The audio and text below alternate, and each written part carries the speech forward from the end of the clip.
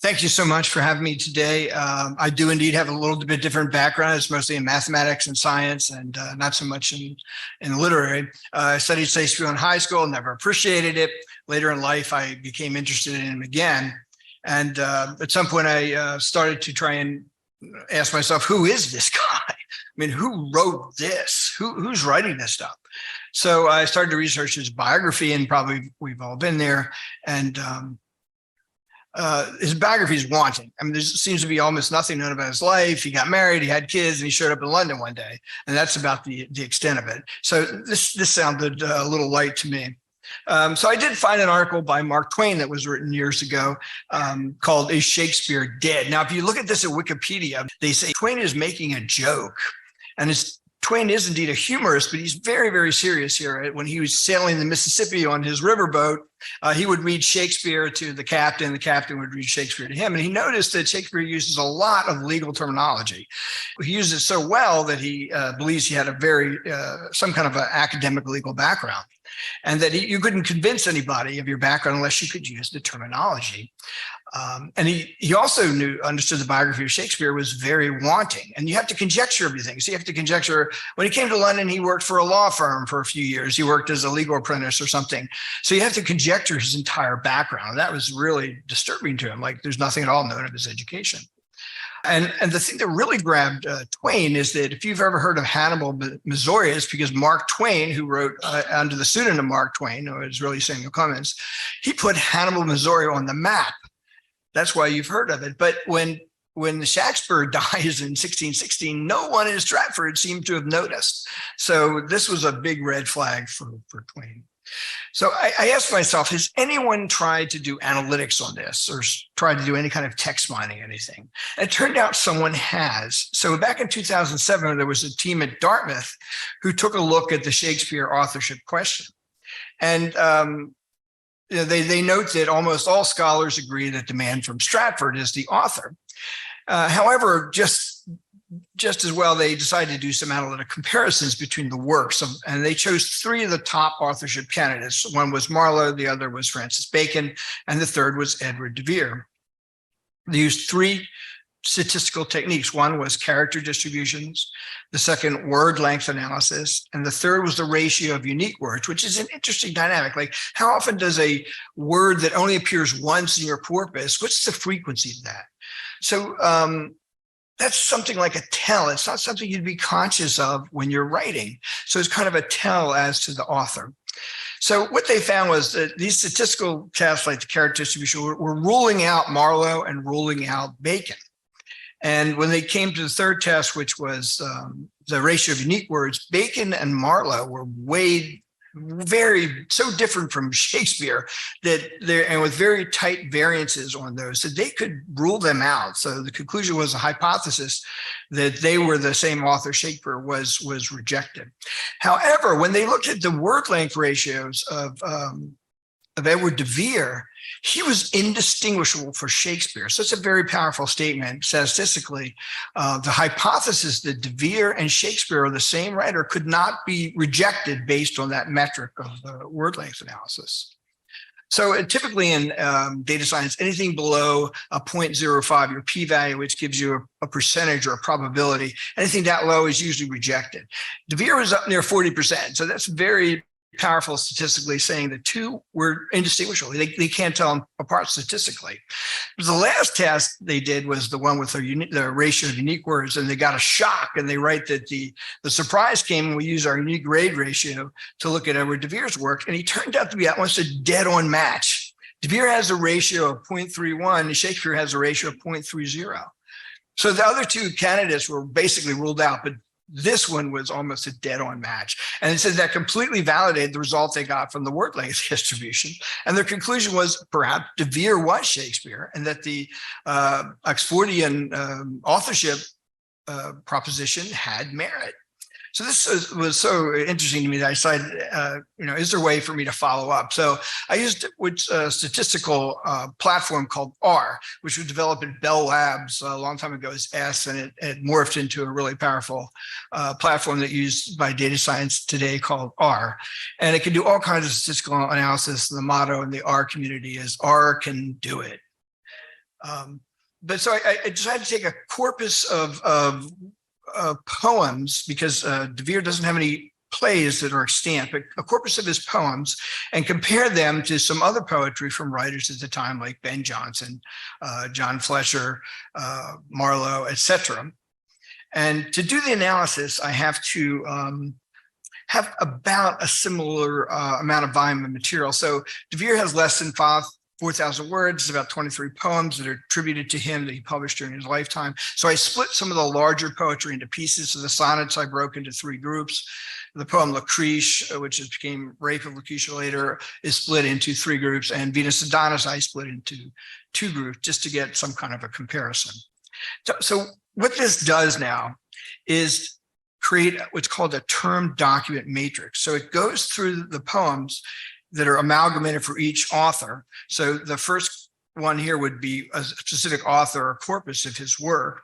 And you can see the word oblate here appears once, and the word abide appears twice. The word abjure appears once.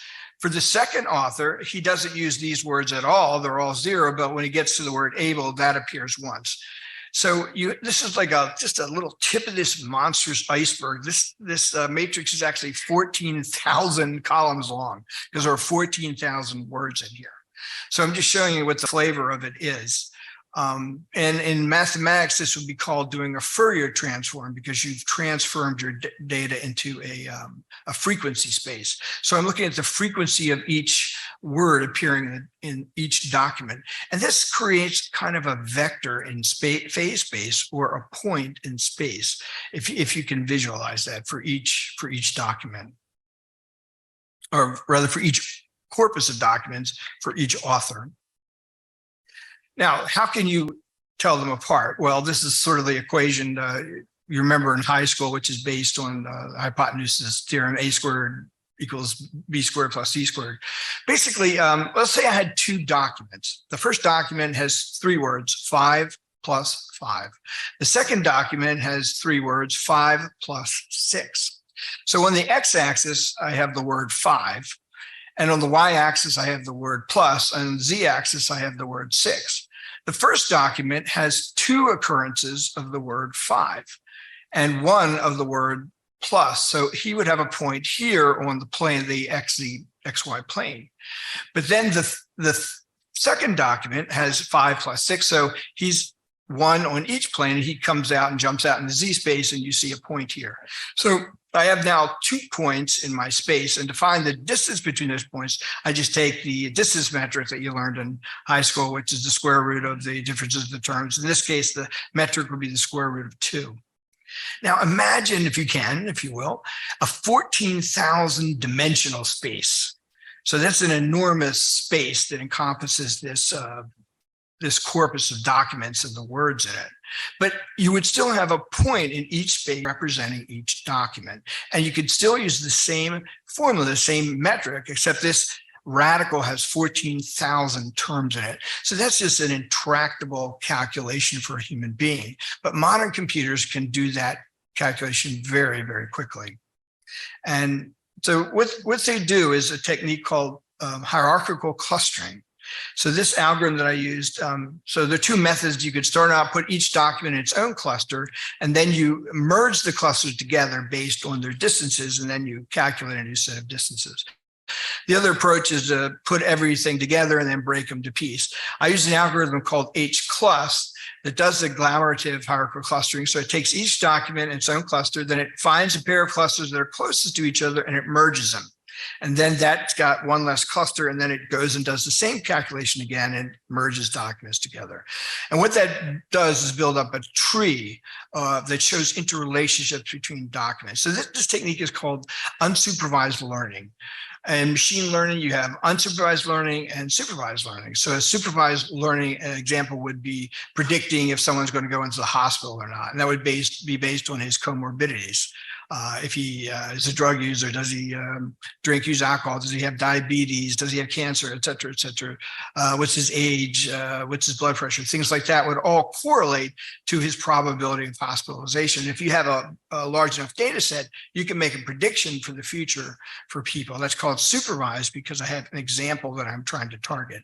In unsupervised learning, you don't know anything about the documents in this case. You're just trying to see what are your interrelationships. So it's a different regime space than the Dartmouth authors were using. And the end result of this is called the cluster dendrogram. So what it does is it looks for things that cluster close to one another. So one thing you can see right away is that the sonnets all clustered together, which is really good because I broke them into pieces and I was expecting that to happen. So that's a good test that the technique is kind of working, because I've kind of split everything into pieces. That's what physicists do. They smash things together and look at the pieces coming out. And so this is what I've done to poetry. So I've done violence to the poetry, and I've reassembled it all back together again, but still it's giving you a reasonable result. I mean, I've jumped through a lot of mathematical hoops here, but that looks good. And then Venus and Adonis, those two clustered together, that looked good. And then I threw in two guys for fun, which was Ogden Nash and Walt Whitman, who are Americans, and they're from an entirely different era, different century, and they clustered together. So those are the things I was hoping to see. That's what I expected, and that was good. Now, this one is interesting. Francis Beaumont and Ben Jonson clustered together. I didn't know this. I had to look this up, but it turns out that Francis Beaumont was Ben Jonson's student. So this was cool. It found something I didn't know. So I was kind of happy that it was giving me reasonable results considering all the mathematics hoops I jumped through here. Now, look at this. Earl of Oxford clusters directly next to the first part of Rape of Lucretia and then adjacent to Venus Adonis, this whole piece here. When I saw that, I was stunned, because I know, as many of you know, that the Earl of Oxford stops writing just as Shakespeare starts writing in 1593. So this is all the earmarks of an author who stopped writing under one name and starts writing under a pseudonym. And it's completely consistent with the theory that the first speaker talked about, that someone's writing under a pseudonym. So I was stunned when I saw this. I notice I haven't used any kind of literary historical thing. I'm just looking at text mining analytics here, but it's backing up with the Dartmouth group found that you can't tell these people, these writers apart, that his early works that Oxford wrote are just clustering right next to the earliest poems of Shakespeare. So this was very, very exciting and provocative. And as interesting as this is, it doesn't prove that he's the author. It doesn't prove that Oxford wrote the works of Shakespeare, but it is a piece to the puzzle. And the way you can assemble the puzzle pieces here is a technique called Bayesian inference, based on Bayes' theorem, who was a Presbyterian minister, and he came up with this mathematical idea. And basically this formula, all it's saying is the probability of a hypothesis, given that an event E occurs, is related to the original probability of that hypothesis, with adjusted by a likelihood ratio. And that likelihood ratio is the probability of the event happening if the hypothesis is true, divided by the probability of the event. I'll give you some examples of this. I know it sounds confusing. It's confusing to me, but it works. And the basic idea here is that you can update your belief in something. So this is different than the frequentist approach that people use, like flip the quarter 1,000 times and count. Okay, it's 502 times, so it's about 50-50. This lets you update things and do it in an iterative way. And this is kind of very, very popular technique today. It's used in a lot of fields. So let's give a quick example of this. So what's the probability that a card is a king if you're drawing a card from a deck, given that a face card is drawn? So we want to calculate that using Bayes' theorem. So the prior probability of drawing a king just randomly from the deck would be 1 in 13, because there's only 13 different kinds of cards in the deck. So the next factor we need is the probability of face card if it's a king. Well, if it's a king, it's absolutely going to be a face card. So that probability is 100% or 1. Since there are 3 face cards in each suit, Jack, King, and Queen, the raw probability of the event of getting the face card is just going to be 3 over 13, because there's 3 face cards, 13 possible cards. So combine these together by just multiplying 1 times that. This term, 3 over 13, goes in the denominator, so it flips. And you get your likelihood ratios now 13 over 3. Multiply 13 over 3 by 1 over 13. That's our original probability of getting the king, and we get 1/3. So the probability of the a king being drawn if I know that a face card was drawn. That's our event, and the event could be a new piece of information. In this case, the new information is I drew a face card is 1/3, and we know that's correct. If you got a face card, there's only 3 possibilities: king, queen, jack. So it's going to be 1/3. So this seemed like a complicated way to get a simple result, but you can see how it works and how it gives accurate information. So what is Bayesian analysis used for? It's used in medical diagnosis. It can be used to calculate probability the patient has a disease or symptoms based on medical history. It could also be used for genetic testing to see if certain parents might have, what's the probability of having a genetic anomaly downstream. It's used in finance to make decisions in financial markets and stock exchanges. It's used in natural language processing, also machine learning, but also in engineering to do things like signal processing, control systems, and optimization. So it's used for some very serious things. It's also a really powerful technique that scientists use today. Sean Carroll is a physicist, was at Caltech, now at Hopkins. Johns Hopkins wrote a book called The Big Picture, and he devotes many chapters to Bayesian analysis and how it's become a standard tool today in science. Let's give an example of using it for, this is a legal case, and this is from a law journal, the Boston University Law Review. This is a modified form of the theory. All it's saying, this is for a criminal defendant, say a probability of guilt or innocence. And so the probability of guilt equals the initial probability of guilt times this adjusting factor probability of an event happening divided by this. The denominator has gotten bigger because I've got 2 possibilities. One, the defendant's guilty. And then the second possibility is he's not guilty. But each time there's a probability of the event associated with that. I know this sounds confusing. Bear with me. I'm going to give you an example.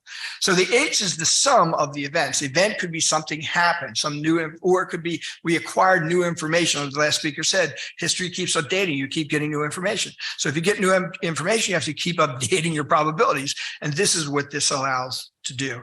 And here's an example. Let's say I have a criminal defendant who's been arrested and he's on trial for, say, murder or some other crime. And we have 3 pieces of evidence. We have blood, we have a partial fingerprint, and we have a DNA sample.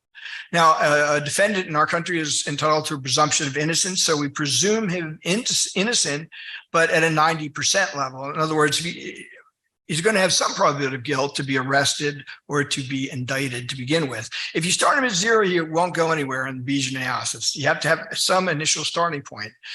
So in this case, we'll say 10%. For the criminal defendant, but we're still giving a pretty good presumption of innocence. So the first thing is E1. That's our first information. His blood type matched the blood at the sample. He's type O, and that occurs in 45% of the population. So given his initial probability of innocence, 0.1 by PG, then we plug into this lovely formula. Our initial probability goes 0.1, but if he's guilty, we expect the blood to match, so it's a 1. And in the denominator, that term comes down here too. But then we have to add the second term. What if he's not guilty? So he's got a 0.9 probability of not guilty, but in the case he's not guilty, there's still 45% chance his blood's going to match randomly.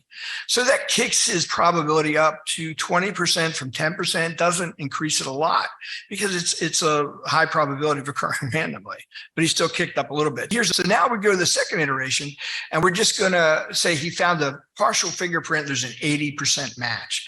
So it's a 20% chance, 21% chance, again, that it matches randomly.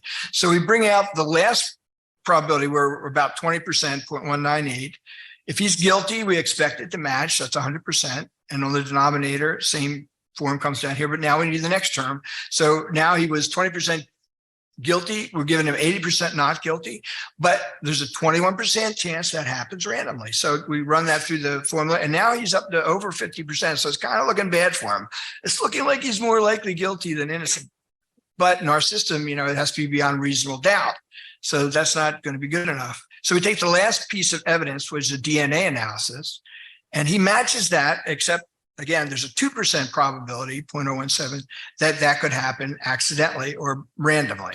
So we have to factor that into the last equation. We bring down the 5.54 for the next iteration, bring that down, and then he's down to 4.6 probability of not guilty, and we add in 0.017. And now you see he's kicked up to 98.57. So he's almost 99% probability of guilt. And that would be enough to convict. And most people would agree that that would be beyond a reasonable doubt. And you see the probability has been adjusted, the probability of guilt, by each of the events. So by using this in an iterative fashion, you can build up and as your new knowledge comes in. All right, so now we're ready to attack the authorship problem. This problem had two possibilities, guilt and not guilt. So what we're going to do for Edward de Vere is we're going to do two possibilities. One's going to be Oxford's the author and Oxford not the author. But we have a problem. We have to find a starting point. And here comes the sticking point. What do we start Earl of Oxford out as? So the game they play, the Stratfordians play, is what do the contemporaries say? And that's all they seem to be worried about. So let's talk about what the contemporaries say. Frederick Mears was mentioned in the last talk. He's saying, okay, this guy's a great author. And this is a quote from George Putnam. In Her Majesty's time that now has sprung up among other crew of courtly makers, noble men and gentlemen of Majesty's own servants, who have written excellently well, as would appear if their doings could be found out and made public with the rest, of which first and foremost, noble gentleman, Edward Earl of Oxford. So he's saying, okay, this guy is a great writer, but none of his plays survive. Now, he has 60 letters and correspondences that survive, 23 of his poems survive, but no plays. And he's the best writer of Elizabethan court. Figure that out. Okay, but now the last reference is Henry Peacham's, who writes a book called The Complete Gentleman.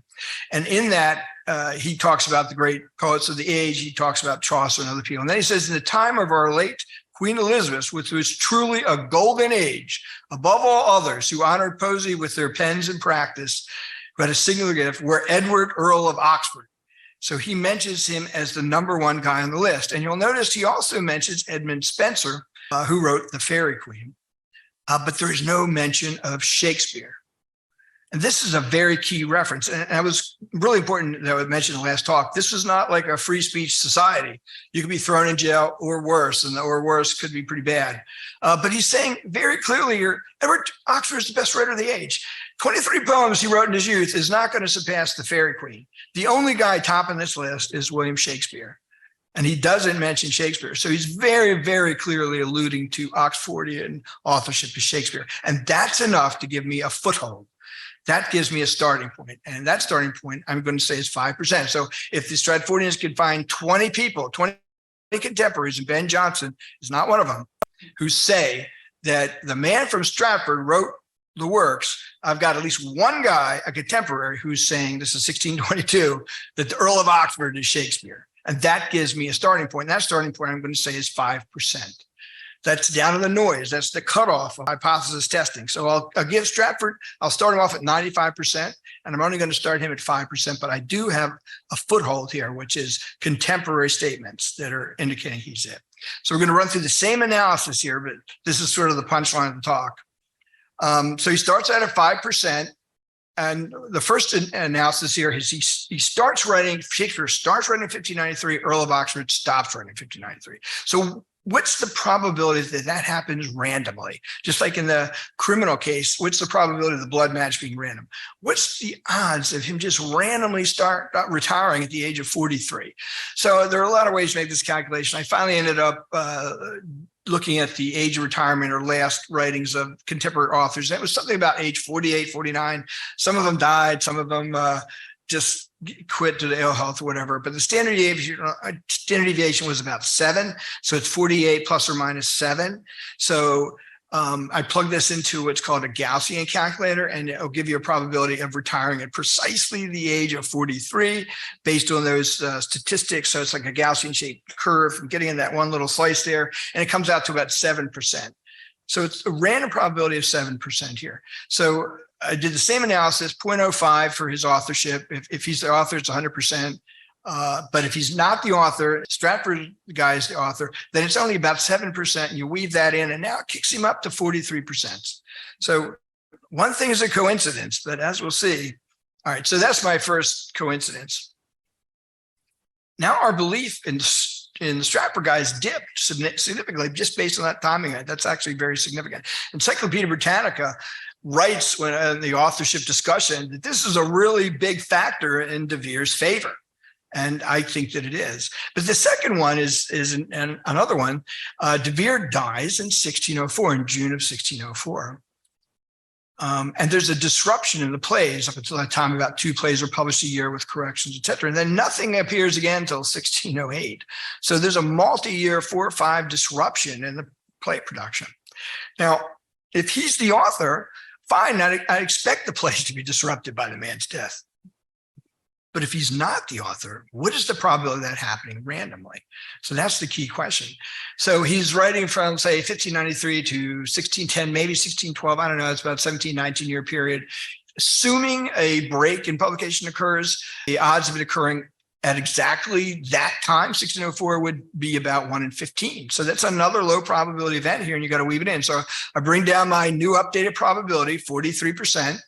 If he's the author, I expect the disruption. That's a 1. If he's not the author, Stratford's now at 57%. We have to add in that 0.0066. I realize this is dry, but we're going to get to a punchline here.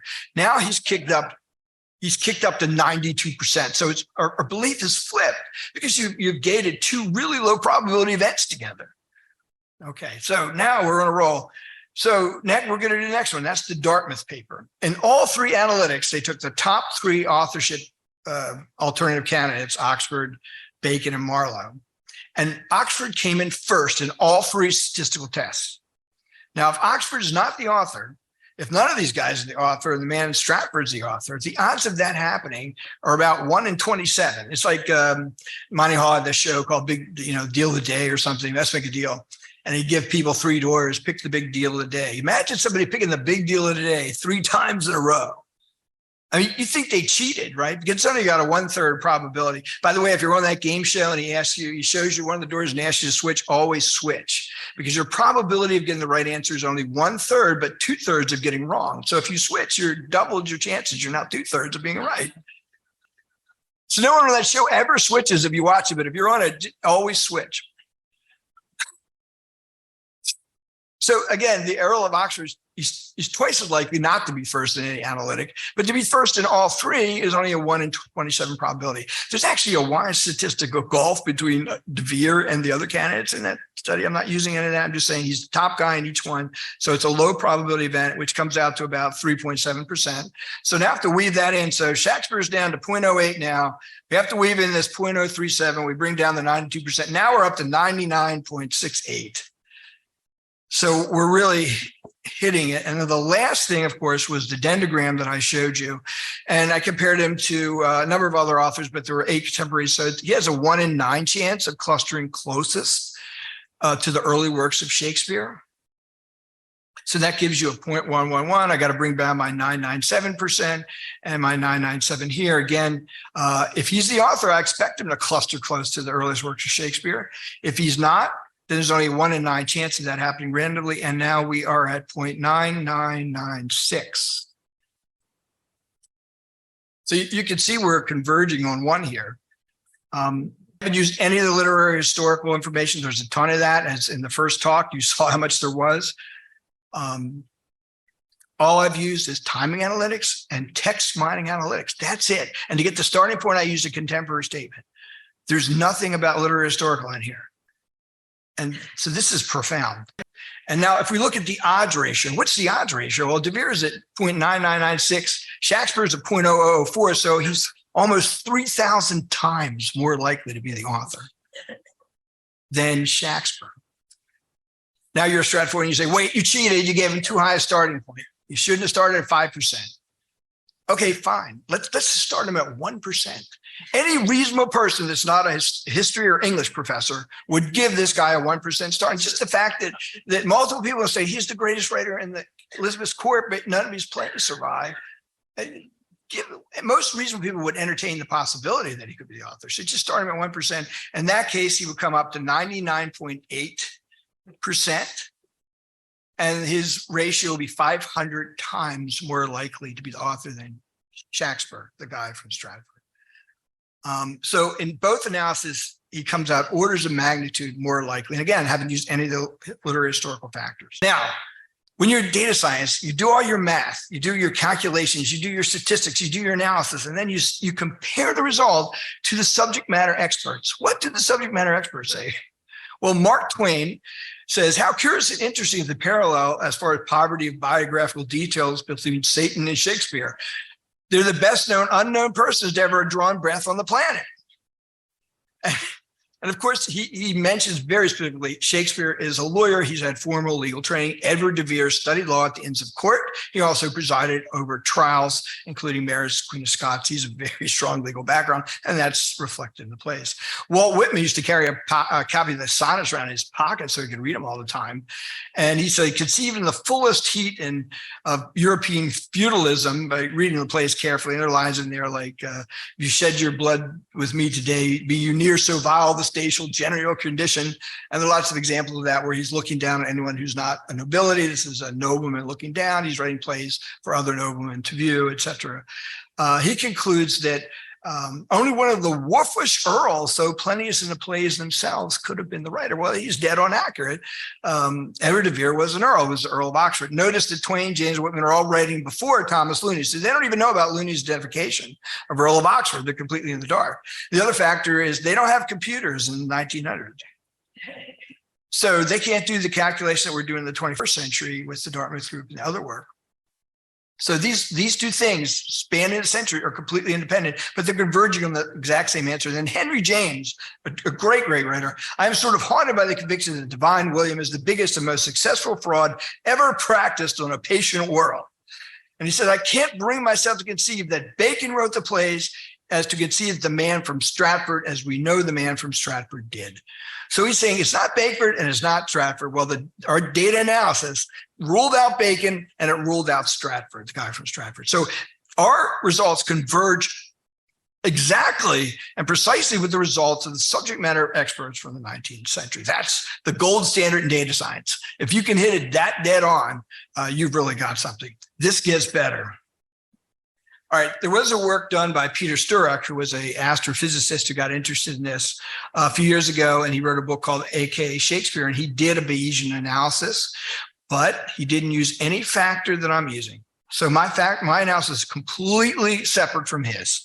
There is no overlap of any factor in this analysis. He does look at the literary and historical factors, and he gets a result for Stratford of 10 to the negative 13. So on this chart, you're seeing it's like a decimal logarithm chart. The red indicates there's no possibility that Stratford in either of these now is the answer. So he did an analysis that was discussed in the first presentation where you look at what evidence is there that he's a writer. The guy from Stratford has no manuscripts, no letters, no correspondences, no evidence of earning a writing table, no evidence of ever earning a book. There were no libraries in Elizabethan England. Where did he get the books? Where did he start from? Where did he read? And it goes on like that. He had no evidence of education. The people could get scholarships, like Ben Jonson came from humble beginnings and got a scholarship to the Westminster School and studied under William Camden, who was a known historian.